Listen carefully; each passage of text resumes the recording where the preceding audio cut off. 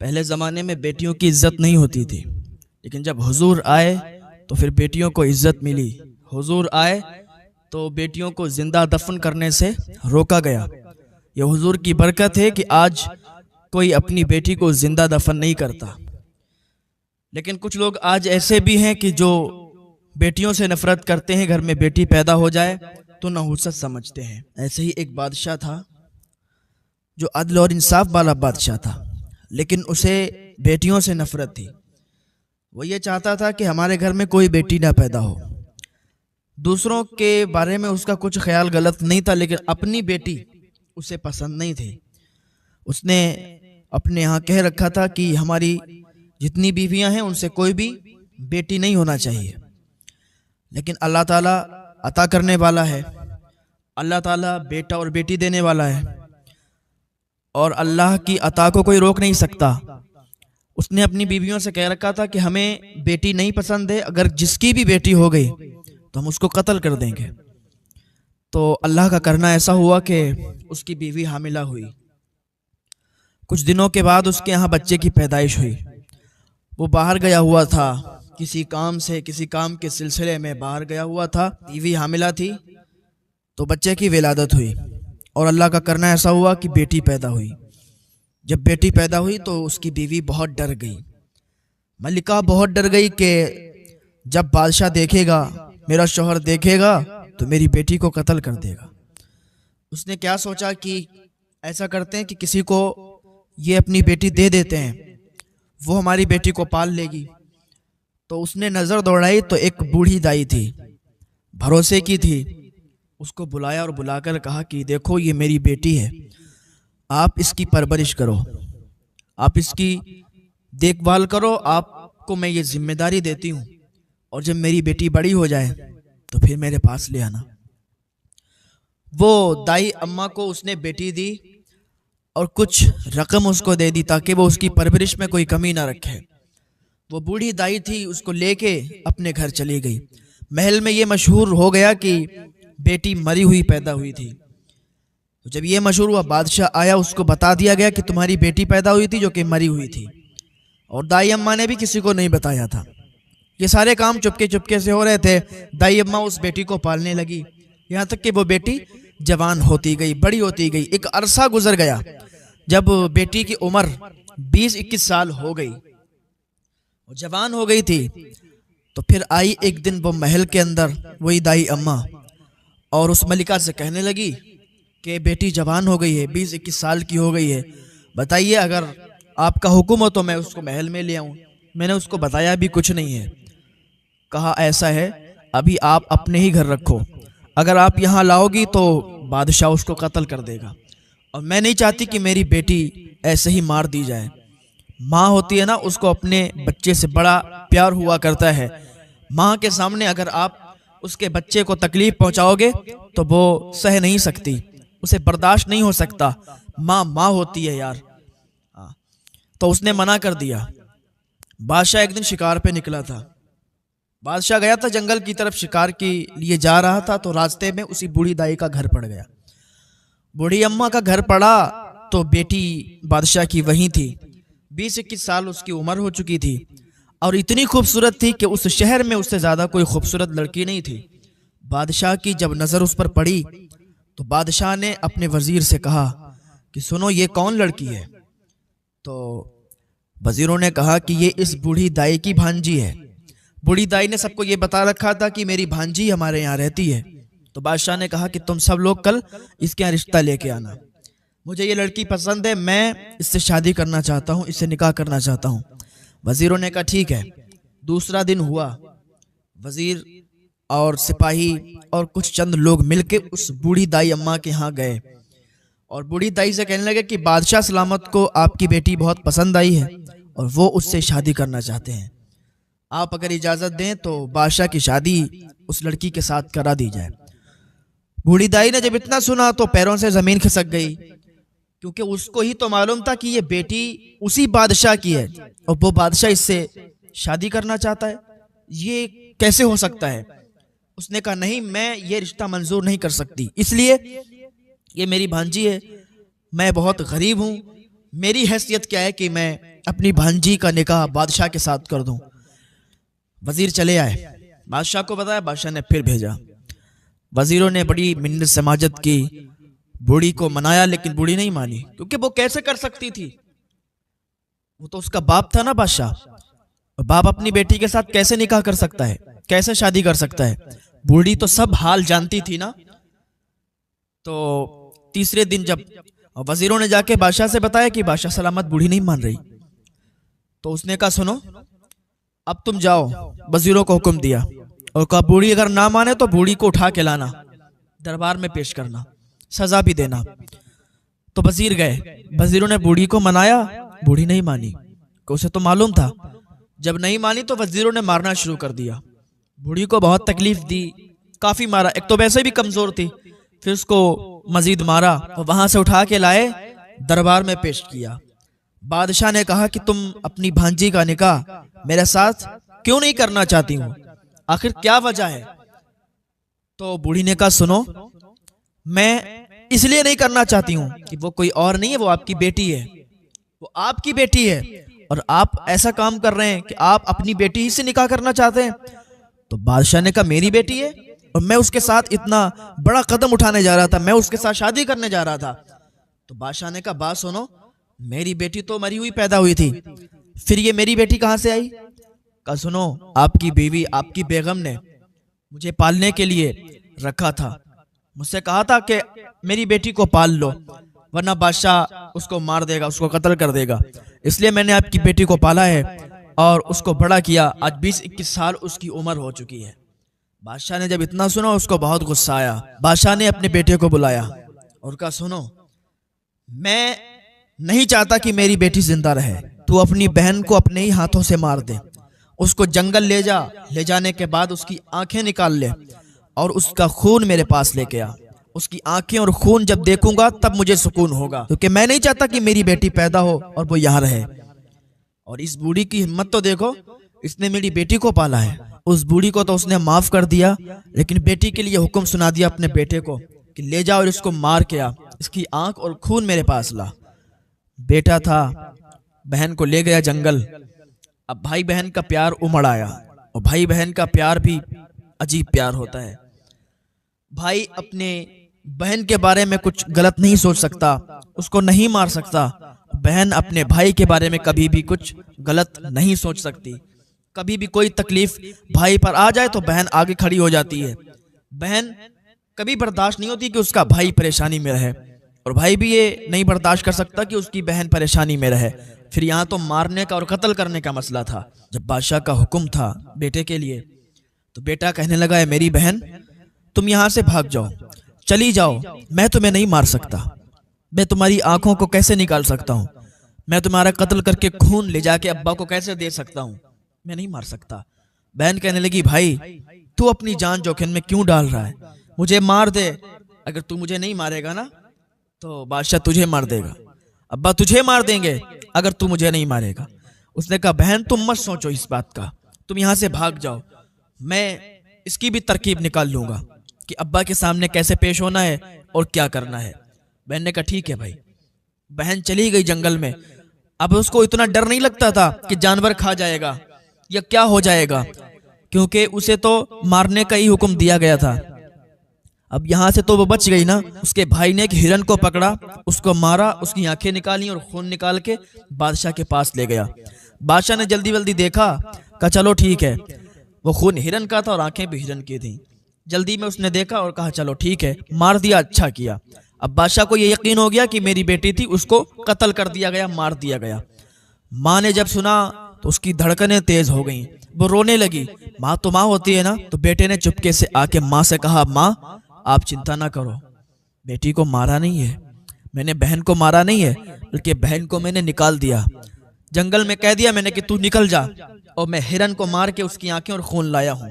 अब्बा को यकीन हो गया कि मैंने बेटी को मार दिया है, मैंने बहन को मार दिया, हालांकि मैंने ऐसा नहीं किया, कोई भाई अपनी बहन को मार सकता है। तो उसकी माँ को तसल्ली हुई, जान में जान पड़ी और अल्लाह का शुक्र अदा किया। अब ये इधर यहाँ पर जंगल में अकेली ये चल रही थी, चलती गई, कांटेदार जंगल था, उसके कपड़े जंगल में कांटों में हिलकते हिलकते फंसते फंसते काफी फट चुके थे। अब उसने पत्तों को अपने जिस्म पर लगाया हुआ था, पत्तों से अपना जिस्म छुपाया हुआ था। भूखी भी बहुत थी। अभी वो एक जगह पर बैठी हुई थी, लेकिन पाक दामन बहुत थी, अल्लाह से डरने वाली बहुत थी, नेक थी। बैठी थी तो किसी की आहट सुनाई दी, किसी के चलने की आवाज सुनाई दी। वो डर गई। अकेली थी जंगल में। जंगल में वैसे भी अगर कोई रास्ता भटक जाए तो फिर बड़ा अजीब लगता है। फिर वो तो अकेली जा रही थी, न मंजिल का पता है, जाना कहाँ ये कुछ पता नहीं। बादशाह के जुल्म से परेशान होकर अपनी मंजिल को तलाश कर रही थी। क्या देखती है, कुछ घुड़सवार आ रहे थे, तो उनको देखकर वो एक घने पेड़ पर ऊपर चढ़ गई। आने वाला एक दूसरे मुल्क का बादशाह था। वो जंगल में शिकार के लिए आया हुआ था। धूप भी तेजी के साथ थी। वो आके उसी दरख्त के नीचे लेट गया और सोचने लगा। कुछ सोचता होगा। उसका सर ऊपर की ओर था, आंखें खुली हुई थीं, पत्तों को देख रहा था, उस दरख्त को देख रहा था कि इतने में नजर उसकी उसी लड़की पर पड़ गई। जब उस लड़की पर नजर पड़ी, जंगल में अकेली लड़की और वो भी घने दरख्त पर बैठी हुई, तो वो जल्दी से उठा, उठ के दूर खड़ा हो गया। कहा, तुम कौन हो? कौन सी मखलूक हो जो आप इस घने दरख्त पर बैठी हुई हो? लड़की नहीं बोली। कहा, अल्लाह के वास्ते बोलो, तुम पर कोई जुल्म नहीं करूंगा। तुम कौन सी मखलूक हो, कौन हो? उस लड़की ने कहा, इंसान हूं और मैं बहुत ही सताई हुई हूं और आपको देखते हुए डर के इस दरख्त पर बैठ गई हूं। आप मुझे माफ कीजिए, आप यहां से जाइए। उस बादशाह ने पूछा, आप बताइए तो सही कि आप हो कौन, कहां से आई हो? उस लड़की ने कहा, सबसे पहले तो आप जिस चादर पे बैठे हो वो चादर मेरे तरफ फेंको। मेरे पास कपड़े नहीं है, मेरे कपड़े जो थे वो फट चुके हैं। तो उस बादशाह ने वो चादर फेंकी, उस लड़की को दी। उस लड़की ने अपना सतर छुपाया, अपना जिस्म छुपा के नीचे उतरी और कहने लगी कि मैं बहुत सताई हुई हूँ, बहुत परेशान हूँ, मंजिल की तलाश में हूँ, लेकिन कहीं मंजिल नजर नहीं आती, जंगल में भटक चुकी हूँ। उस बादशाह ने कहा, सुनो, अगर मैं आपसे एक बात कहूँ, आप मेरी बात को मानोगी? उसने कहा, बताओ क्या कहना चाहते हो? कहा, मैं आपको देखकर आप पर फिदा हो गया हूँ और मैं चाहता हूँ कि मैं आपसे निकाह कर लूँ, अगर आपकी इजाजत हो तो। उसने कहा, अच्छा ठीक है, मैं भी राजी हूँ, क्योंकि इसको भी मंजिल की तलाश थी। इसको भी एक ऐसे शख्स की तलाश थी जो इसकी इज्जत के साथ इसको अपने घर में रख सके और बादशाह के जुल्म से इसको बचा सके। दूसरे मुल्क का वो बादशाह था, बड़ा शरीफ ज़ादा था, बड़ा नेक इंसान था। उसने जब इतना सुना तो कहा, ठीक है, चलो मेरे साथ। वो अपने साथ अपने उसी महल में लेके आया और लाने के बाद एक वजीर को बुलाया और वजीर से कहा कि इस लड़की को आप अपने घर में रखो, ये आपकी बेटी समान है और कल हम आएंगे और इस लड़की से निकाह करेंगे। आप इसके बाप होने की हैसियत से इसके साथ रहें और जो बाप का फर्ज होता है वो आप अदा करें। वजीर ने कहा, ठीक है हुजूर, जैसा आपका हुक्म है। बादशाह की ये बात सुन के वजीर उस लड़की को अपने घर ले गया, खाना वगैरह खिलाया और अपनी बेगम से कहा, इस बेटी का ख्याल रखो, बादशाह का हुक्म है। उसने कहा, ठीक है। दूसरा दिन हुआ, बादशाह ने उस लड़की से निकाह कर लिया। निकाह कर लिया, दोनों महल में रहने लगे। एक अरसे के बाद फिर उनके यहाँ विलादत हुई, एक बेटा पैदा हुआ। जब बेटा पैदा हुआ तो खुशी का माहौल था। बादशाह ने पूछा, ए मेरी शरीक हयात, आपसे एक बात करना चाहता हूँ। उसने कहा, बताओ।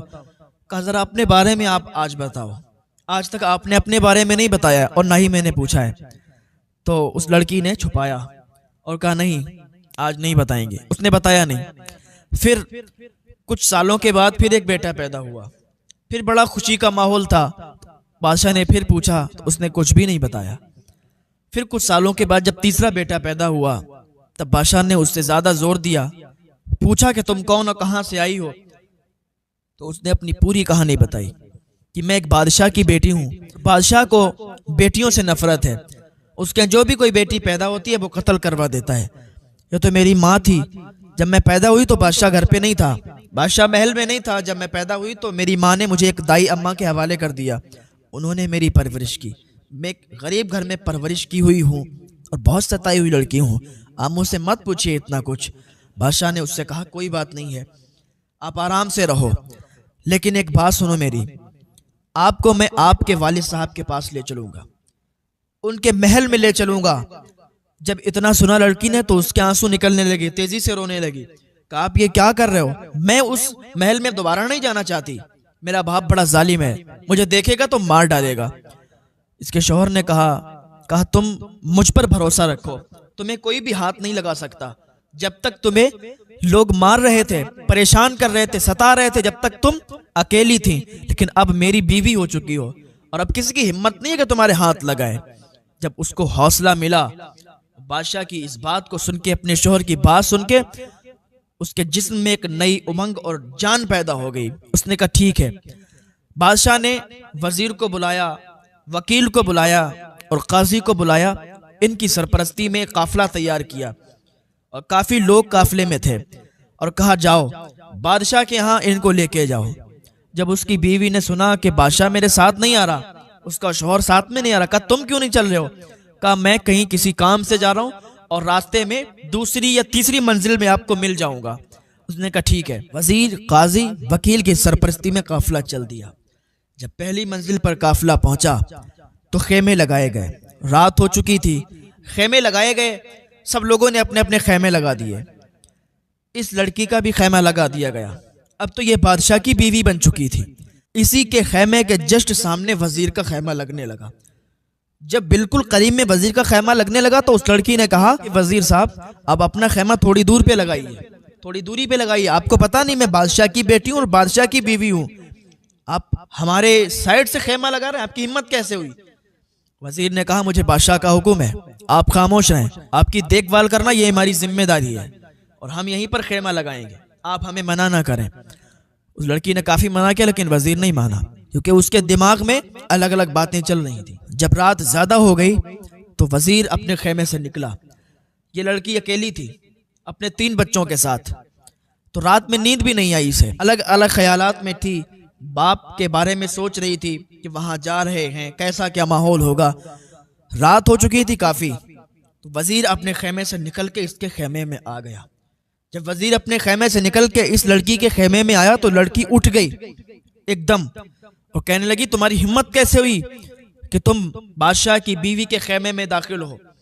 तुम्हें मालूम नहीं मैं बादशाही की बेटी हूं और बादशाह की बीवी हूं, तुम्हें ये खबर नहीं है और तुम हमारे खेमे में दाखिल हो रहे हो? वजीर नशे की हालत में था, सर पे खून सवार था, वो उस लड़की से बदफेली करना चाहता था।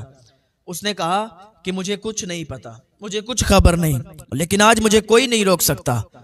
उस लड़की ने अपने बड़े बेटे को सामने किया और कहा तुम्हें इस बेटे का वास्ता है, अल्लाह रसूल का वास्ता दिया, कसमें खिलाई, लेकिन वजीर के सर पे खून सवार था। वजीर ने अपनी तलवार निकाली, बड़े बेटे को कत्ल कर दिया। जब बड़ा बेटा कत्ल हो गया तो लड़की घबरा गई, कहा आज ये वजीर रुकने वाला नहीं है, ये जरूर हरकत करेगा। उसने कहा अच्छा सुनो, मैं वजू से हूं, आप मुझे थोड़ी इजाजत दो, मैं अपना वजू तोड़ के आती हूँ। वजीर ने कहा ठीक है जाओ। जैसे ही वो लड़की निकली, खेमे से निकली तो दौड़ लगा दी। जब दौड़ लगाई तो घनी झाड़ियों में जाके छुप गई। वजीर इधर उसके इंतजार में था और वजीर के सर पे खून सवार था। वजीर सोच रहा था कि अब आए, लेकिन वो घनी झाड़ियों में जाके छुप गई और लड़की नहीं आई। काफी देर वो इंतजार करता रहा, फिर वो बाहर निकला और ढूंढने लगा। वो इस झाड़ी जाता, उस झाड़ी, ढूंढने लगा जंगल में, लेकिन लड़की एक घनी झाड़ी में जाके छुप गई थी जो वजीर के हाथ नहीं आई। ढूंढते ढूंढते उसे सुबह हो गई, सवेरा हो गया, लेकिन लड़की नहीं मिली। जब सुबह का टाइम हुआ तो लड़की भागती हुई अपने खेमे में आई। वजीर वहां से जा चुका था। फिर यह काफिला चला गया। अब ऐसा था कि बादशाह तो था नहीं साथ में, और ये वजीर, वकील और काजी, इन्हीं की सरपरस्ती में काफिला चलता था और दूसरे की किसी की हिम्मत नहीं होती थी कि इनके खिलाफ बोल दे। अब कोई आम इंसान वजीर के खिलाफ भी नहीं बोल सकता, काजी के खिलाफ और वकील के खिलाफ भी नहीं बोल सकता था। वजीर की जो ये हरकत थी तो लड़की ने भी किसी से जिक्र नहीं की, किससे जिक्र करती? तो दूसरा दिन हुआ, जब दूसरी मंजिल पर ये लोग पहुंचे और काफिले ने पड़ाव डाला, तो अब दूसरे दिन जो वजीर था उसका खेमा बहुत दूर लगा। उस दिन वहां पर वकील का खेमा तैयार हो रहा था। तो उस लड़की ने कहा वकील साहब यहाँ पर तो हमारा खेमा लगा हुआ है और इसके बिल्कुल पड़ोस में आप खेमा क्यों लगा रहे हो? आपको पता नहीं मैं एक बादशाह की बेटी हूं और एक बादशाह की बीवी हूं। उसने कहा आप खामोश रहिए, इसलिए क्योंकि आपकी देखभाल करना हमारी जिम्मेदारी है। लड़की समझ चुकी थी कि इसके भी मन में कोई खोट है। लड़की पूरी रात नहीं सोई। जब काफी रात गुजर गई तो वकील भी अपने खेमे से बाहर निकला और निकल के इस लड़की के खेमे में दाखिल हुआ तो इसके भी सर पे खून सवार था। नशे के आदी तो थे ये लोग, नशा करके आया था, वकील भी नशा करके आया था और उसने भी चाहा कि बदफेली करूं। लड़की उठ के खड़ी हुई। उसने अपने जो एक बेटा बचा था, 2 बेटे भी बचे थे, तो जो बड़ा वाला था उसको सामने पेश किया, उसका वास्ता दिया, लेकिन वकील को बिल्कुल हया नहीं आई। वकील ने तलवार निकाली, उस लड़कियों को कत्ल कर दिया। लड़की समझ गई इसके भी सर पे खून सवार है और मैं एक बहुत पाक दामन लड़की हूँ। मैं नहीं चाहती कि मेरे साथ कोई भी बदफेली करे, कोई भी गलत काम करे। उसने कहा मुझे इजाजत दो, मैं वुजू से हूँ। आज भी उसने कहा कि मुझे थोड़ी इजाजत दो, मैं वुजू से अपना वुजू तोड़ के आऊँ। वकील ने कहा ठीक है जाओ।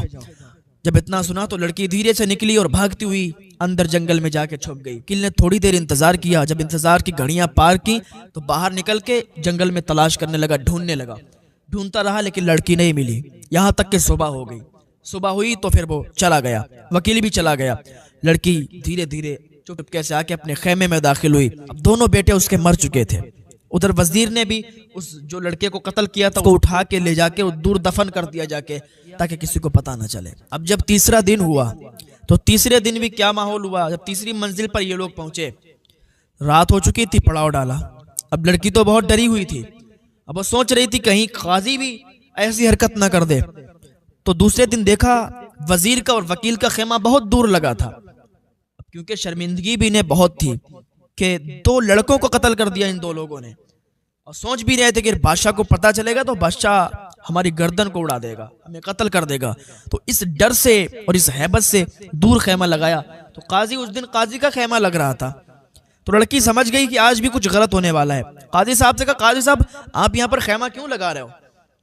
काजी ने कहा खामोश रहो, तुम्हारी देखभाल करना ये हमारी जिम्मेदारी है और अगर हम नहीं देखेंगे तो बादशाह हमें कत्ल कर देगा। लड़की खामोश हो गई। अब जाके उसे नींद तो आने की नहीं थी, क्योंकि 2 दिन का ये माहौल, ये मंजर उसकी निगाहों में था।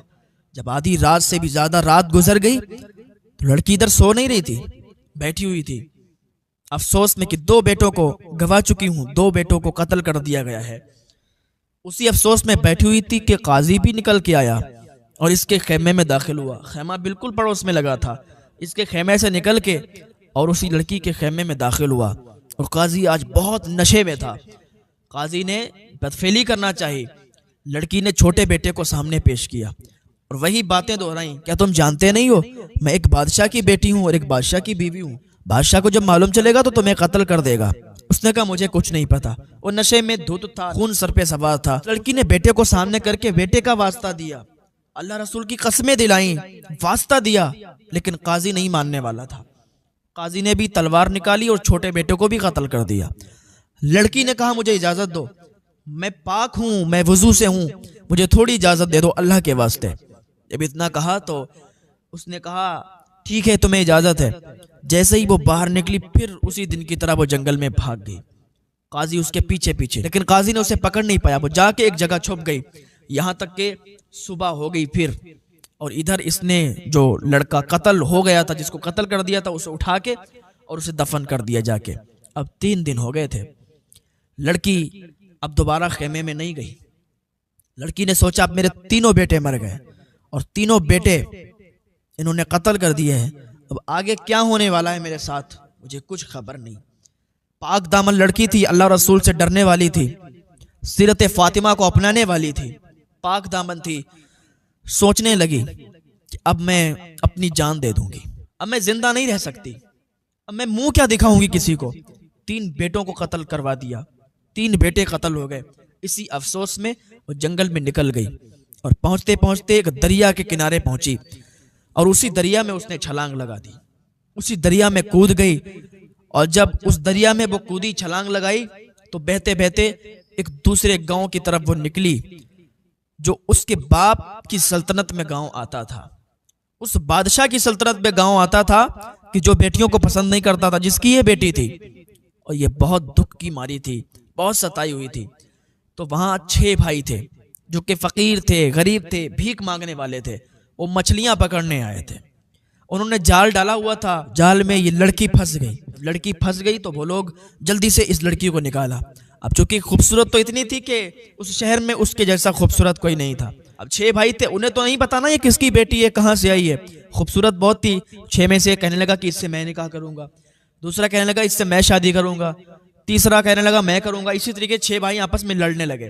तो जो बड़ा था उसने कहा सुनो, अब अपने वालिद साहब के पास ले चलते हैं, हमारे अब्बा जो फैसला करेंगे उसको हम लोग तस्लीम करेंगे। तो 6 भाई उस लड़की को लेके अपने वालिद साहब के पास आए थे। वो बहुत अक्लमंद आदमी था। 6 भाइयों को बिठाया। 6 भाइयों ने बताया कि एक लड़की हम लोगों को मिली, उसकी हमने जान बचाई, तो हम चाहते हैं कि हम निकाह कर लें। दूसरा चाहता है कि वो निकाह कर ले। आप हुक्म फरमाएं, आप फैसला करें कि हम लोग क्या करें। तो उनके वालिद साहब ने कहा सुनो, ये लड़की अकेली है, तुम 6 लोग हो, तो बहुत ही बेहतर रहेगा कि तुम इस लड़की को अपनी बहन तस्लीम कर लो। तुम लोग इसकी अच्छी से देखभाल करो, अच्छी से परवरिश करो, इसको अपनी बहन तस्लीम कर लो। तो लड़कों ने ये फैसला सुन के कहा ठीक है अब्बा हुजूर, जैसा आप हुक्म फरमाएं। ये भी एक बेहतर बात है कि हम इसको अपनी बहन मान लेते हैं। 6 भाई थे, फकीर थे, अपनी बहन उन्होंने तस्लीम कर लिया। और जैसे बहन की खिदमत करते हैं, जैसे बहन से बोलते हैं, उसी तरीके से वो उसके साथ वो लोग रहने लगे और उसकी बहुत इज्जत करते, उसकी बहुत देखभाल करते। तो एक दिन उसने कहा लड़की ने कि सुनो, इस मुल्क का जो बादशाह है उसको कहानी सुनने का बड़ा शौक है, उसको किस्से दास्तान सुनने का बड़ा शौक है। आप लोग जाओ और उनसे कहो जाके कि मेरी एक बहन है, वो किस्से कहानी बहुत अच्छा सुनाती है, वो दास्तान बहुत अच्छी सुनाती है, उसको आप मजदूरी पे रख लीजिए, वो आपको कहानियां सुनाया करेगी, आप उसके बदले में मजदूरी दे दिया करना। 6 भाई थे, उन्होंने कहा ये तो बहुत अच्छी बात है कि आप कहानी सुनाती हो और हम बादशाह के पास जाएंगे, जब बादशाह अगर इस चीज का शौकीन है तो वो जरूर आपको मजदूरी पर रख लेगा। 6 भाई गए बादशाह की दरबार में। उन्होंने जब इतनी बात कही, अपनी बहन की कही हुई, तो बादशाह ने कहा ठीक है, आप अपनी बहन को लाया करना, वो हमें कहानी सुनाएगी, अगर हमें अच्छी लगी तो हम उसके एवज आपको मजदूरी दिया करें। बात तय हो गई कि ठीक है। 6 भाई आए, बड़ा खुश थे। कहा बहन, बादशाह ने मंजूरी दे दी है, अब तो चलना और कहानी सुनाना, और जो बादशाह पैसे देगा वो हम लोगों के लिए बहुत ही बेहतर चीज होगी, हमारा जरिया होगा पैसों का। हम लोग गरीब हैं, फकीर हैं, मांगते भीख मांगते हैं, अपना गुजारा करते हैं। बादशाह की तरफ से अगर कुछ मिल जाएगा तो फिर हमारी भी जिंदगी आराम से गुजरेगी। तो उसने कहा ठीक है। एक दिन दरबार में वही लड़की गई, नकाब में गई, पर्दे के पीछे से कहानी सुनाने लगी। बादशाह बहुत ही खुश हुआ, तो बादशाह ने बहुत ज्यादा रकम दी और 6 भाइयों ने आपस में बांट ली। दूसरा दिन हुआ, फिर वो लड़की गई, फिर उसने कहानी सुनाई तो बादशाह बहुत खुश हुआ। अब वो रोज इसी तरीके से जाने लगी। तो एक दिन गई तो इसने क्या देखा कि वहां उसका शौहर भी मौजूद है, वो काजी, वो वकील और वो वजीर भी बैठा हुआ है, और काफिले वाले भी वही हैं। इसने समझ लिया कि ये काफिला आ गया है। उसका शौहर जो बादशाह था दूसरे मुल्क का, वो भी वहीं बैठा हुआ था। तो इस लड़की ने कहा बादशाह सलामत, मैं आपसे एक बात कहने वाली हूँ। बादशाह ने कहा बताओ क्या कहने वाली हो। कहा बादशाह, मैं ये कहना चाहती हूँ, आज मेरी कहानी बहुत ही अलग है, और आज मैं जो कहानी सुनाने वाली हूँ उसके दौरान कोई उठना नहीं चाहिए बीच से। अगर कोई बीच से उठ गया मैं कहानी नहीं सुनाऊंगी। बादशाह भी बहुत शौकीन था कहानी सुनने का, तो वो भी बीच में कोई डिस्टर्ब चाहता नहीं था। उसने हुक्म दे दिया कि कोई भी बीच से नहीं उठ सकता, जो भी बीच से उठेगा तो फिर मेरा कहर जानते हो। सबने कह दिया कि कोई भी बीच से नहीं उठेगा, और इस लड़की की हकीकत अभी कोई भी नहीं जानता था। लड़की पर्दे के पीछे थी और वो सुनाने लगी अपनी कहानी। जब उसने शुरुआत की तो लोग बिल्कुल शांत हो गए। उसने कहा एक मुल्क का बादशाह था जो कि बहुत अदल और इंसाफ वाला बादशाह था, लेकिन वो ये नहीं चाहता था कि उसके घर में कोई बेटी पैदा हो। अपनी ही कहानी ये बताने लगी और बादशाह बहुत ही गौर से सुनने लगा, सारे लोग गौर से सुनने लगे। कहा वो बादशाह अदल और इंसाफ वाला बादशाह था, वो नहीं चाहता था कि उसके यहाँ बेटी पैदा हो, लेकिन अल्लाह का करना ऐसा हुआ कि उसके यहाँ एक बेटी पैदा हो गई। जब बेटी पैदा हुई तो बादशाह बाहर था, किसी काम से गया हुआ था। उसकी माँ ने उसे एक दाई अम्मा के हवाले कर दिया। दाई अम्मा ने पाल के उसे बड़ा किया। एक दिन बादशाह जंगल की तरफ निकला हुआ था, बादशाह की नजर उस पर पड़ गई। जब बादशाह की नजर पड़ी उसका दिल आ गया, उसने निकाह करने के लिए पैगाम भेज दिया। बूढ़ी अम्मा ने बताया कि ये तो तेरी ही बेटी है। जब उसको पता चला ये मेरी बेटी है, मैं ऐसा गुनाह करने जा रहा था, अपनी बेटी के साथ निकाह करने जा रहा था, तो उसे बहुत शर्मिंदगी हुई और उसने हुक्म दे दिया कि इस लड़की को कत्ल कर दिया जाए, क्योंकि वो नहीं चाहता था कि उसकी बेटी उस महल में जिंदा रहे। अपने ही बेटे को हुक्म दिया। बादशाह ने जब इतना सुना तो बादशाह एकदम उसके कान खड़े हो गए कि ये तो मेरी ही कहानी सुना रही है। बादशाह ने कहा ठीक है और सुनाओ, फिर क्या हुआ? तो वो लड़की कहने लगी फिर ये हुआ कि बादशाह ने हुक्म दे दिया अपने बेटे को, और उसका बेटा उस लड़की को जंगल में लेके गया। भाई बहन का प्यार भी अलग होता है। कहा जब जंगल में लड़का अपनी बहन को लेके गया तो बहन ने कहा भाई मुझे कत्ल कर दे। भाई ने कहा नहीं बहन, मैं तुझे कैसे कत्ल कर सकता हूं। भाई बहन का प्यार उमड़ा, उसने बहन को वहां से भगा दिया और खुद एक हिरन को कत्ल किया, उसकी आंखें और खून निकाल के बादशाह को पेश कर दिया। बादशाह ने सोचा कि उसकी बेटी मर गई, लेकिन वो जंगल में भटक चुकी थी तो क्या देखा कि किसी दूसरे मुल्क का बादशाह आया। उसने उस लड़की को देखा और उसको देख करके निकाह का पैगाम दे दिया। जब इसके शोहर ने यह बात सुनी तो इसके भी कान खड़े हो गए, रोंगटे खड़े होने लगे कि तो मेरी ही दास्तान सुना रही है। तो उसने अशरफियां निकाली, उसकी तरफ फेंकी और 6 भाइयों ने उठा ली।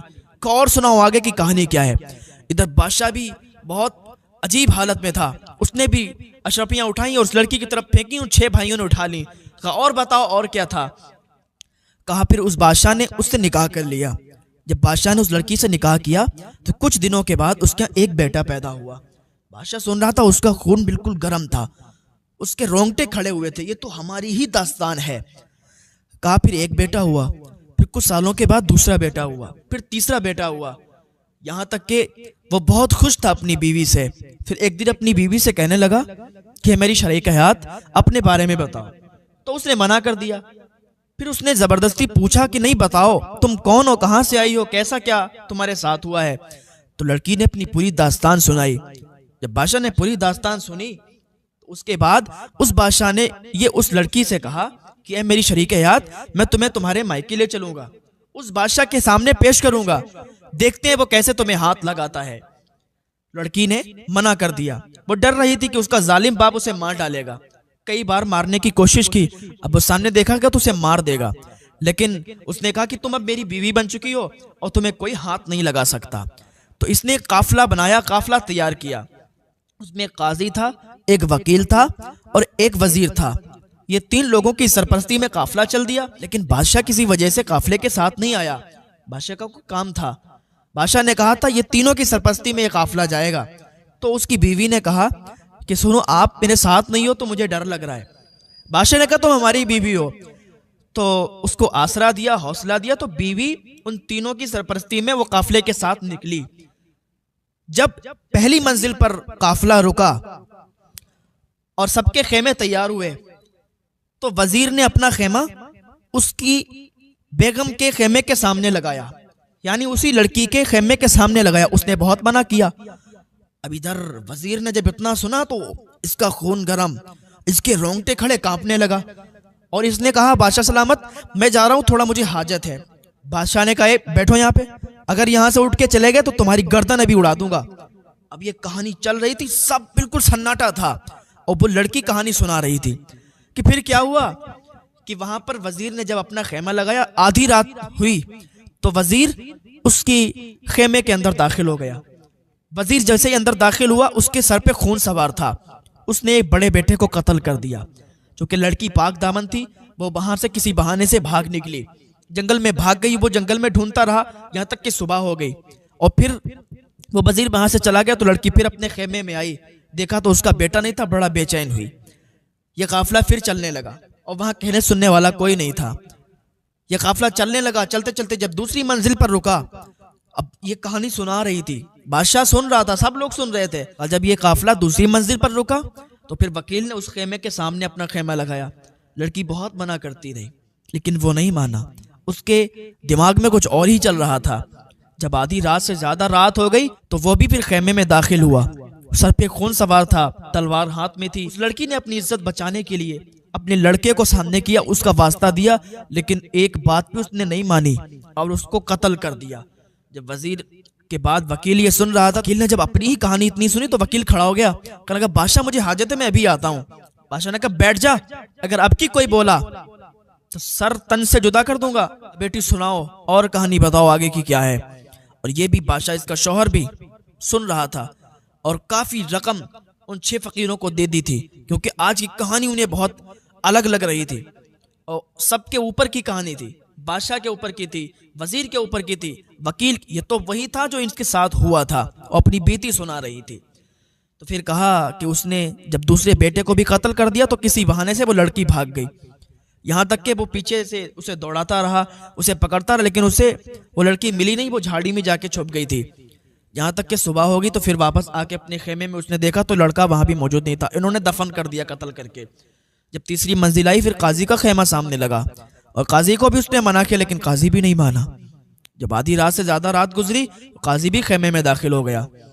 उसके सर पे खून सवार था, उसने छोटे बेटे को भी कत्ल कर दिया और लड़की के साथ बदफेली करना चाहता था। लड़की ने बहुत बताया कि वो बादशाह की बीवी है, लेकिन उसने एक ना मानी और बदफेली करना चाहता था। लड़की बचती बचाती वहां से भाग गई, जंगल में जाके छुप गई। वो उसको ढूंढता रहा यहाँ तक कि सुबह हो गई। फिर लड़की वापस खेमे में नहीं गई, फिर वो एक दरिया में कूद गई, दरिया में छलांग लगा दी। वो 6 फकीर थे और 6 फकीरों ने उसको निकाल लिया, उसको बचा लिया।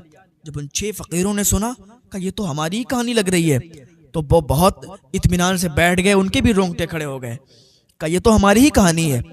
का उन 6 फकीरों के घर वो लड़की रहती रही और आज वही लड़की आज इस महल में आके और बादशाह के सामने, अपने शोहर के सामने वही अपनी बीती कहानी सुना रही है। जब इतना उसने कहा था तो अपने चेहरे से नकाब भी उठा दिया, पर्दा भी हटा दिया कि अब्बा देख लो, ये तुम्हारी ही बेटी है जिस पर इतने जुल्म हुए हैं। बादशाह की तरफ मुंह करके कहा कि देखो ये तुम्हारी ही बीवी है जिसके साथ इतना जुल्म हुआ है, आज अपनी ही बीती कहानी सुनाई है मैंने। बादशाह खड़ा हो गया और उसका बाप जो बादशाह था वो भी खड़ा हो गया। उसे भी अब शर्मिंदगी थी क्योंकि उसने अपनी बेटी पर बहुत जुल्म किए थे। उसे भी अपनी बेटी पर प्यार आ रहा था। जल्दी से आगे बढ़ा, अपनी बेटी को सीने से लगाया, कहा बेटी मुझे माफ कर दो, मैंने बहुत बड़ी गलती की, मुझे मालूम नहीं था कि बेटी की इज्जत क्या होती है। हाँ, बेटी से उसने माफी तलब की। फिर जो उसका शौहर था, बादशाह था, वो उसके करीब आया, उसने भी माफी मांगी कि मेरी बीवी मुझे माफ कर दो, मेरी शरीके हयात मुझे माफ कर दो, मैंने तुम्हें अकेला भेजा, मुझे आना चाहिए था तुम्हारे साथ। अगर मैं तुम्हारे साथ होता तो ये कुछ भी घटना तुम्हारे साथ नहीं घटती और आज हमारे बेटे भी जिंदा होते। फिर उसने काजी, वकील और वजीर की तरफ आंख उठाकर देखा और कहा बताओ तुम्हें क्या सजा दी जाए। उस टाइम 2 सजाएं बहुत मशहूर थीं। तो एक सजा उनके लिए मुंतखब की गई। कई घोड़ों को एक मैदान में जमा किया गया। एक आदमी के लिए 8 घोड़ों को मुंतखब किया गया, 4 आगे और 4 पीछे।